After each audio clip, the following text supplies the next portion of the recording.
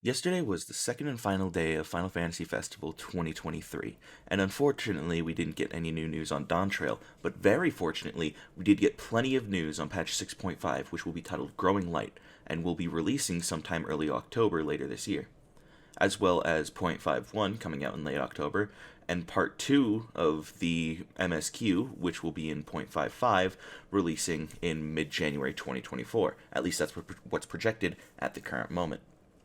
And as we continue through this video, we'll be going over some of the key points that they announced yesterday at the live letter.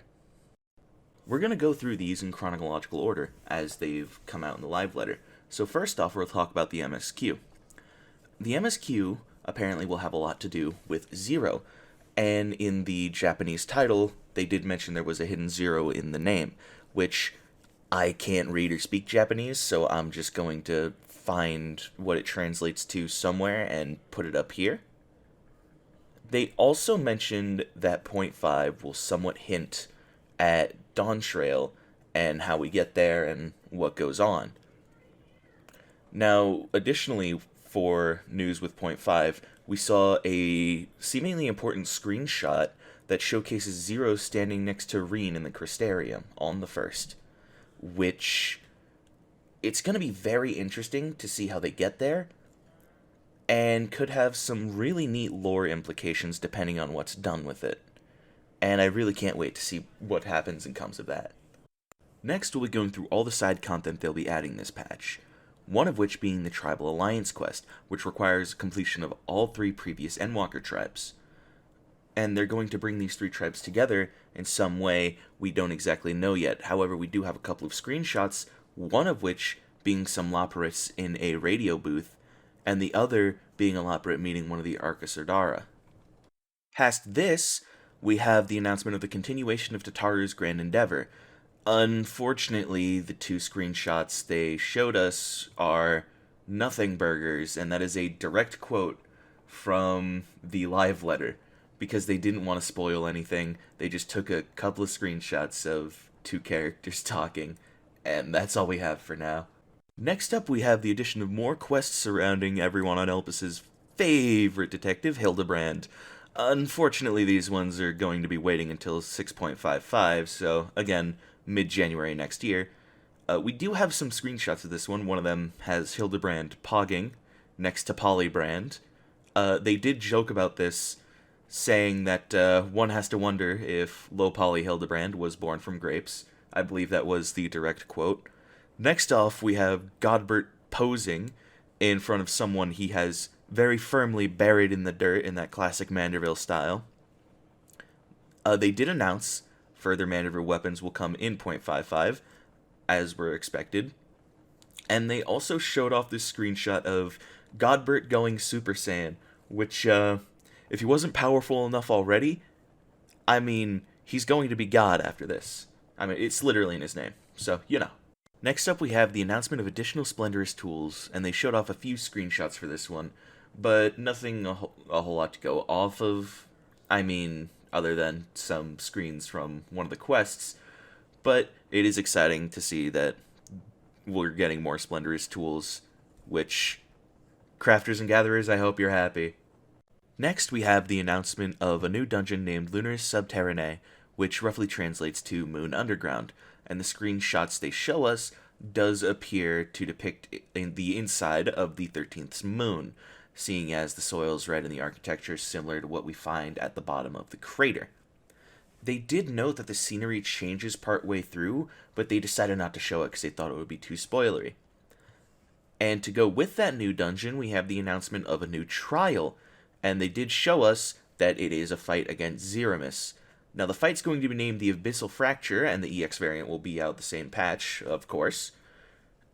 And I'm really excited to see how Zeramis looks in this game compared to his other appearance.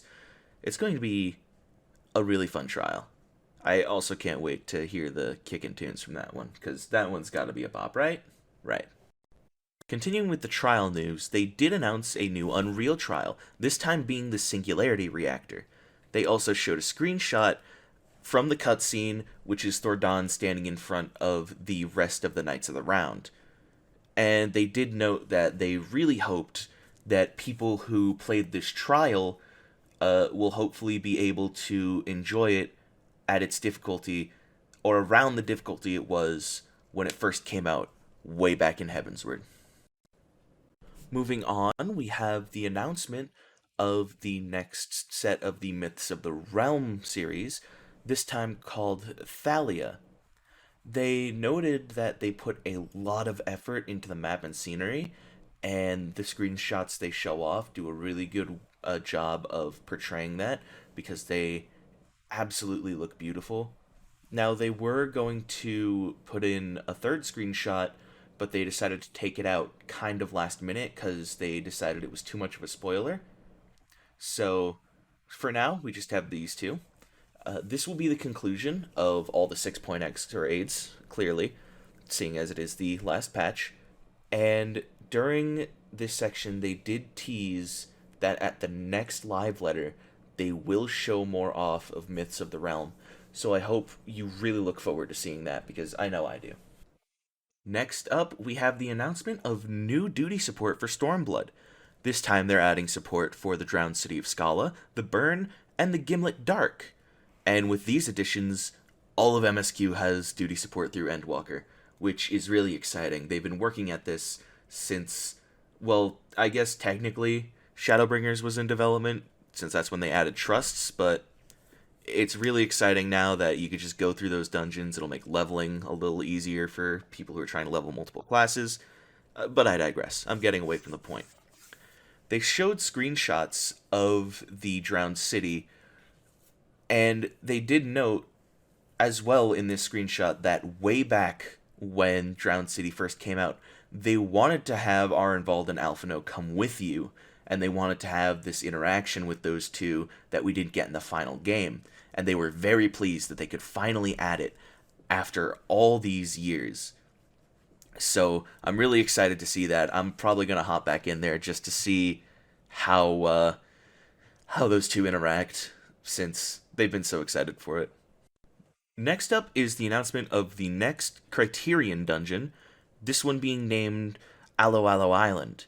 And they did show us some screenshots. It looks very tropical. You have these little tikis in this other screenshot. I'm expecting to see some of the underground when the island fully comes out, but we'll just have to wait and see. Now again, because this is a new variant Criterion, they do have 3 levels of difficulty, that being the normal, variant dungeon, then the Criterion, and Criterion Savage, which I can't wait to wipe to those last two 20 million times. Anyway, this does not require the completion of Sildan or Rokan, as expected, and you'll be exploring with Matsya this time. They did talk a bit about seeing how strong Matsya was, and joking around that concept when they announced this. So I can't wait to see how all that goes. Next up are the job adjustments. They did note that there will be no major overhauls before 7.0, and they also noted that Series 5 will begin when 6.5 comes out, and Season 8 is going to run from 6.48, which will arrive on August 8th, to 6.51. Due to the timing of the Crystalline Conflict regionals in Europe, they didn't want to just dump a bunch of PvP changes and kind of ruin, whatever the meta is or how those people play, and make them play totally differently for that. So they're making the season last an odd period. Next up, for the Crystalline Conflict updates themselves, they fixed minimaps and UIs following player feedback, and they did announce a new arena, the Red Sands. They also teased at new and interesting stage effects. While not showing these, it will be really interesting to see what kind of stage hazards they throw into the fray here. Because I know a lot of people like this game mode. I've personally never played it, but I really hope for those people that this adds a new little bit of flavor into the game mode. Next up, we have the Island Sanctuary updates, those being the addition of new ranks and visions, a new gathering area, new materials and craftables, crops and animals, Islework handicrafts, and structures. Someone in the audience at this point yelled about having reached the max pasture size, and they joked around saying they'll note to the team to increase the pasture size, but also noted that they're not sure if they'll be able to do that. And it probably won't be in 6.5 if they are. After this, they did show a screen of one of the new structures, as well as a screenshot of a new capturable animal, which turns out to be a Moroboro, and they continued to put into speculation whether if it was a plant or an animal. One of the audience members just shouted that it was a nightmare, and they all agreed, and honestly, I agreed too. Those things are not pretty. Anyway, they also announced the new edition of Felicitous Favors, which are unlocked with the completion of the 6.5 Island Sanctuary content. And those will be given to you through the Felicitous Furball, who will issue individualized requests for handicrafts, and shipping those yields a special tradable token that will give you exclusive rewards. And it'll be exciting to see what those rewards are, because, we just don't know yet. And they've got to be something extremely special if they want you to keep doing those, what were they called? Felicitous Favors? So yeah, I'm excited to see where that heads out. Next, we have the announcement of a new Gold Saucer update, and they did talk about this a little bit the previous day, but, not too much in detail. And this is of the Fall Guys collab, where the Gold Saucer is going to be getting a Fall Guys map. And they did show some screen caps of the area, and noted that it is still in very early development. And they said that they don't have any video of it yet, but they're hoping soon that they can get something out. They didn't note, or at least I don't remember if they noted in which patch this would come out, but we'll just have to wait and see. And now finally we have all the miscellaneous updates they announced. The first of which being a new custom delivery quest line with Margaret, who was one of the scientists in Charlayan. And they made a point to call up an audience member because they were wondering if anyone knew who this character was, but they called up an audience member to identify them, and they identified her as a scientist from Charlayan who really needs some sleep. They went further in on this, saying that she was chosen by the dev team as their personal preference because, much like her, they work really hard and never get any sleep. And they were very excited to work through her. Going further down the list, we have some new changes, such as new consecutive ethereal reduction function to collectibles, a green dot on newly logged fish in the fishing guide, finally, the ability to store optional armors in the armoire, again, finally. After this, they mentioned 2 dyes, again, and the audience exploded at that news, again.